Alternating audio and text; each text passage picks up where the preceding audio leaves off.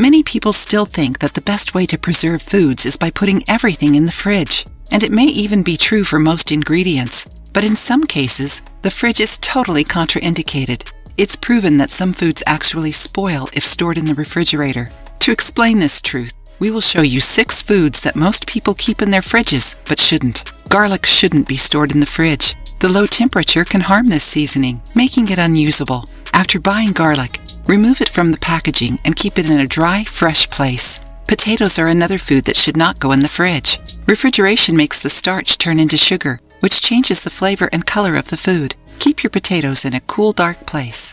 Enjoying the video? Then give it a like and share it with your friends. You can also contribute to the channel through the thanks button.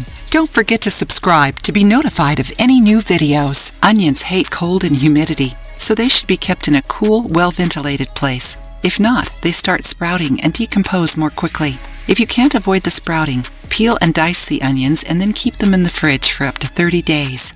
Another seasoning that should not be in your fridge is basil, which can develop dark spots. Keeping it at room temperature is a better option. The last food on our list is the tomato, which actually must stay out of the fridge. When refrigerated, the tomato breaks its sugars, acids, and aroma-producing compounds that make its flavor. The cold also harms the cell structure of tomatoes, giving them an unpleasant texture. So, did you like learning which foods should stay away from your fridge? Tell me, do you keep any of them in your fridge?